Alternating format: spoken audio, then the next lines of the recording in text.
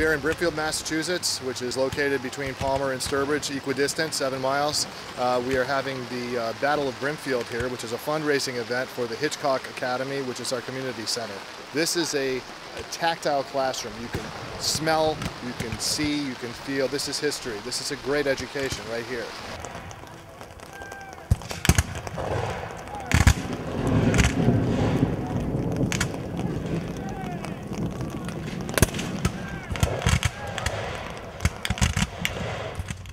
There's an experience you as a recruit have. It only happens one time. It's called seeing the elephant. It's the first time you actually take the field and stare across the deadly space and see the opposing forces, muskets aimed at you, and those first volleys are exchanged. And it's a really unique feeling. It's one of those times in the hobby when you really feel as though you have traveled in time somewhat. It doesn't necessarily happen in battle. It can, but it's more so in those quieter moments. It might be around a campfire, it might be in your tent waking up or just going to sleep, no modernisms around. That's when the period, if you will, kind of hits you. 1, 2! Sometimes you do feel a little silly wearing a Civil War uniform. You're a modern man and you work behind a desk or behind a computer or whatever, you drive a car, and you come to this reenactment and you don the wool and you get into 1863, all of a sudden. It can feel strange. That's 50 cents, that ain't a $50 bill. My primary goal here is to just kind of, just be a regular old soldier, just be a private that doesn't know too much, that just does it and follows orders. Plus I like the outdoors, I like the camaraderie. And actually, I like the horses too. They're kind of nice too. Obviously, we don't fire real bullets. We fire reproduction firearms loaded with blank rounds. None of what we wear, none of what we carry is original. It's all reproduction. Much of it is made by craftsmen who make very specific items. But we try to get as close as possible to what they wore, how they appeared. Inspection! Arms! What I learned is just how very difficult a Civil War soldier had it.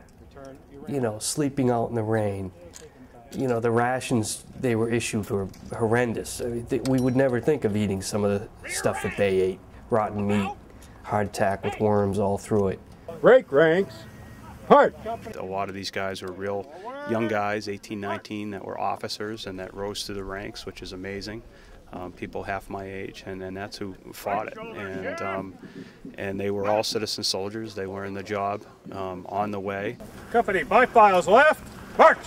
Often, if they were not casualties in the war, when they came back, they often had shortened lives. The Chickamauga, the 150th anniversary, I had a relative that was killed there, well documented. We have the papers at home and so forth, and he was 19 years old. I think it really came down to that, it was always in the background, but this was something that I could do to honor those, not just my relatives, but those that fought and sacrificed themselves for the benefit of this country. Support arms! I wanted to be in the Union. My great-great-granddaddy was in the 9th Vermont. I have his Civil War sword. They have so many men up here in the north, and it's very difficult to get into. They really are looking for people to shoot at, you know what I'm saying? So you go to the Confederacy, and they just open their arms. They're like, please come in, so. I didn't even tell my grandmother I'm in the Confederacy because she's the one who gave me the sword, her and my grandfather.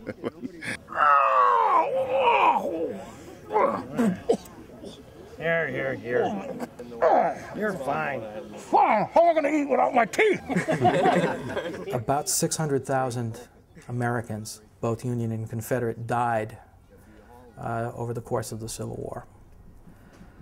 2/3 of them did not die directly of their wounds. There was a gentleman in the 28th Massachusetts. He wrote home to his wife and he said, I received a neat wound, meaning not such a big deal, in the battle the other day. I expect I'll be in hospital a few days.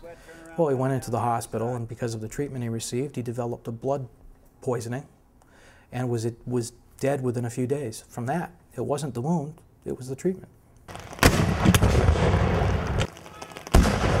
was really sad, part of American history, to see the loss of life and destruction and families and widows and orphans.